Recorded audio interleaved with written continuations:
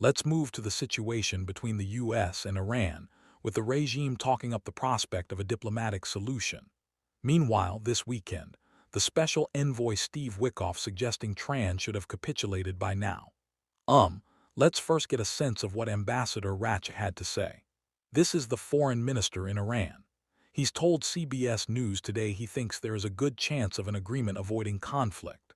Also this weekend we've seen protests, student protests braving the risk of what could be another brutal clampdown outside universities in Tehran. There's been some clashes with what appear to be counter-protesters picked up on cameras. This is the first time we've seen these scenes since that crackdown and the savage suppression of the protest movement and potential uprising back in January. Let's have a listen to what Steve Witkoff told reporters this weekend on what he considered to be the state of talks. I don't want to use the word frustrated. It's almost because he understands he's got plenty of alternatives, but it's curious. He's curious as to why they haven't, I don't want to use the word capitulated, but why they haven't capitulated. Why under this sort of pressure with the amount of sea power, naval power that we have over there, why they haven't come to us and said, we profess that we don't want a weapon. So here's what we're prepared to do. And yet it's hard to sort of get them to that place. So Steve Witkoff suggesting nowhere near enough has been done to have talks on the nuclear level. We're going to get a sense of the diplomacy shortly, particularly from the Israeli side as well with Noten Napolsky. But first, I want to talk to Tara Kangarlou, a renowned Iranian journalist, friend of the program, author of Heartbeat of Iran, telling the stories of ordinary people and how their lives have been affected by the regime. Good to see you. Welcome to France 4 tonight. Tara, let me first ask about this weekend because there's been very little footage. I was talking to a correspondent in Tehran saying I think a local outlet had played some of the footage. You would see very little else there. Tell us about what you know to have happened with these student protests this weekend. Absolutely. And Saturday is the first day of the week in Iran, and mind you that many universities across the country including Tehran were being handled virtually. So students were not going to class, but now many of them are returning back to the classroom, and in classes are being held in person. And for the first time on Saturday, multiple universities including two prominent ones, in fact 3 actually, a Sharif University that is regarded as the MIT of Iran as well as Tehran University, the oldest and most prestigious public university in Iran as well as Shahid Beatty. They have seen masses of demonstrators chanting various chants, but one that stood out to me is Women Life Freedom Iranian Republic, that again essentially underscore the multitude of Iranian people and public's demands and grievances toward the government, and in their call to say we want to move beyond this regime. So these are the chants that we're hearing. And the students have of course been attacked by Basi forces, and the state police has been involved. But of course we haven't seen the brutal repression that we saw on specifically January 9th, 8th, and 9th yet. But of course, as we know the government of Iran is very well known for its brutality in quelling demonstrators and protesters. So of course, protesters are on the streets very much aware of the risks, and it is so hard to know to not just information is difficult coming out of Tehran, but even talking to correspondents, and the difficulties of those that are inside talking to other outlets and just listening off air to people's stories to say that when they talk, if they say something, this is not just in the course of the past few weeks, this is into last year as well. A number of those who remain anonymous saying that they've been arrested by the Iranian police. They're questioned on what they've said. So what comes out is very hard to get a true picture. I'm reminded of something that one of our colleagues, Nick Pellin, the Middle East correspondent at The Economist, said recently. He was asked what the current state is, and he said from his context in Tehran, he described it as a quiet civil war. That's the quote he used. He talked about how that there's almost the factions are split really from all the diverse divisions into two, those supporting the regime and those supporting royalty, as though that is the best chance of actually toppling the regime. There have been attacks on post office banks, and also there's some smaller clashes, but it's very tense and it's very quiet. Does that ring true to what you're hearing? Few points, important points there, Gavin. Number one, I just want to, by the way, add that we are seeing protests in smaller towns.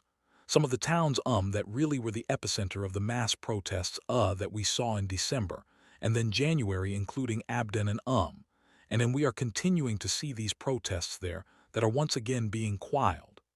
As far as the division within the Iranian society, I think it's important for our audience and viewers to understand that Iran is a nation of 90 million, and it is not a monolithic society with one singular or binary views.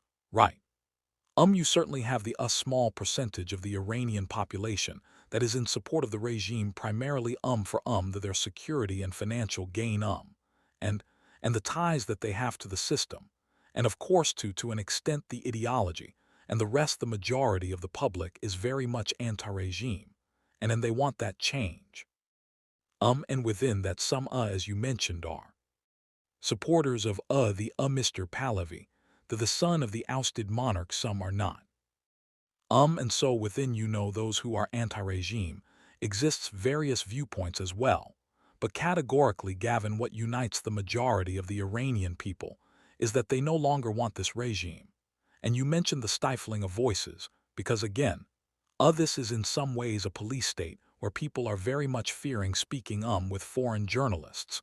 But I managed to speak with quite a few Iranians, and in just earlier today, I was speaking with a young woman in Rasht that saw one of the worst brutal crackdowns over those multiple days earlier in January. And she sent some images to me. She sent some photos and she said, Tara, I have to delete these photos immediately because in our neighborhood they have been coming in just the last 24 hours, just randomly knocking on doors and asking people to turn in their phones. And then she said 2 of her friends have been arrested and their phones and laptops have been confiscated. And Gavin, these are just ordinary people. I mean, this woman is a nail technician. She's a beautician and she just participated in the protests. And I want to add another point briefly, if I may, that the burial ceremonies, the memorials of the dead, those dead have also been brutally monitored, and arrests have been taking place there. So people are not even available to openly grieve over their deaths. So this is their deaths. This is rushed. To talk about this is Northeast Iran. I want to show an image that you've been sent. This is one of those memorials you're talking to us about. Tell us about this, because there's a particular story of what happened here. Yes, yes. And I think, Gavin, this encapsulates the collective trauma and loss, and in some ways unity, that the Iranian people are experiencing right now. This is an image of a little boy at the memorial of his mother, a young mother in her early 30s who was shot in her heart just a few meters away from her husband and son in the second day of the protests. And in this little boy's image really shows the tragedy of what the Iranian youth, Iranian children are going through. Children who have lost parents in the thousands, but also the many thousands of parents whose children are no longer coming home. And the sign on the photo reads, from the people of Iran. And again, Gavin, this captures the poignant reality in Iran today, that a nation is united in their mourning, grieving the losses that really didn't have to be that way. And also encapsulating the reality that people came on the streets with nothing in their hands except their will and their courage, but they were quashed and stifled. And quite frankly, many of them are waiting in a limbo, waiting to see what happens next.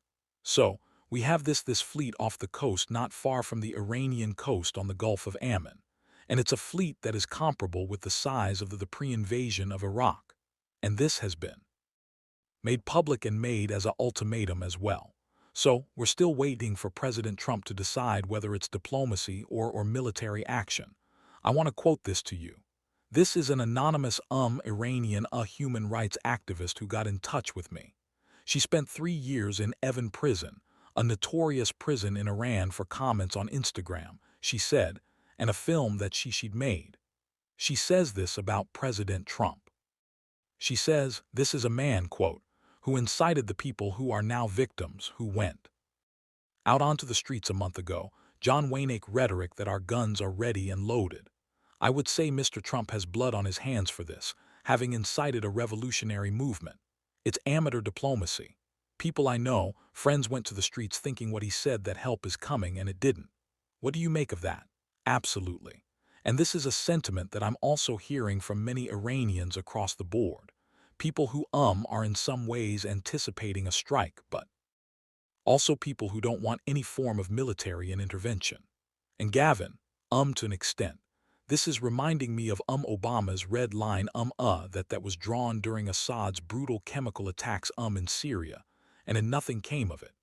And in some ways people in Iran are comparing President Trump's calls, and in an requests essentially encouraging Iranians to come in the masses protesting, telling them that help is on the way to that, and in some ways comparing it with the repression of the regime.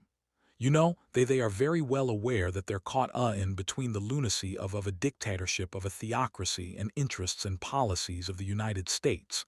And at this moment, Gavin, I don't think there's anyone out there who has a clear understanding what President Donald Trump wants to do next. On one hand, as you mentioned, diplomacy is still ongoing. By the way, today Iranian foreign minister spoke with CBS News this morning, saying that Thursday there's going to be another round of talks in Geneva between Special Envoy Vidkov and Jared Kushner.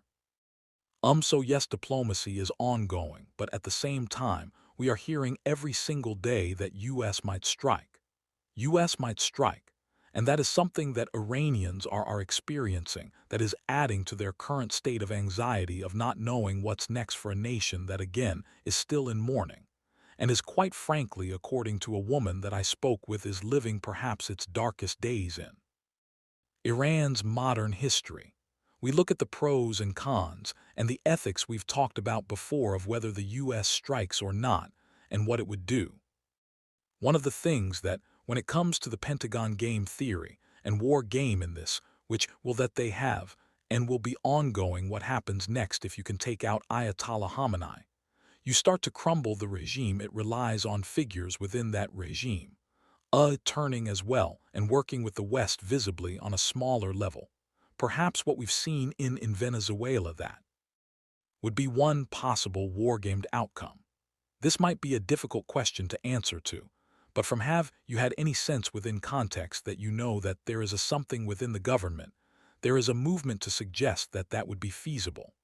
You know, during the 12-day war, a piece that I was working on was essentially to focus on the Israeli sort of foreign assets that operate and work within the Islamic regime and the regime apparatus. And mind you that there are many foreign assets within the Iranian government, and this is not something that I'm saying. This is quite, public knowledge and has been widely reported on. So the question right now is, does Donald Trump want to eliminate the supreme leader and his son?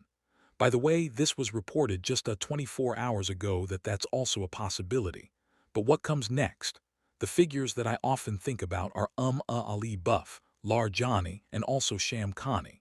These are hardline conservatives that are extremely close to the supreme leader. They're not part of the clarity, but they have ties to the clarity. So, what you're going to take out the supreme leader and some of his, close confidants, and then bring in folks like them. Who knows what's going to come next? And what would that scenario look like? And then some argue that no, they're going to eliminate almost all of these figures. To what extent, again, very unclear. And there might be someone from the outside who knows, and I think this opaque lack of clarity is what's quite frankly choking the Iranian public. And I think it's very difficult to describe the state of trauma and anxiety that Iranian people are facing right now. It's this idea that we don't know what's next. But coming back to your question, there are multiple scenarios. But one thing is very clear, Gavin, that killing one or two figures, whether it be the supreme leader or other higher-ups, is not going to have a clean, smooth transition to, the democracy that the Iranian people so desperately are asking for and very well deserve. Well, you talk about the Israeli influence. We got that takes us to Jerusalem next. For now, thank you. We'll talk again soon. Tara, thank you. Tara Kangarlou, a renowned journalist, author of The Heartbeats of Iran as well.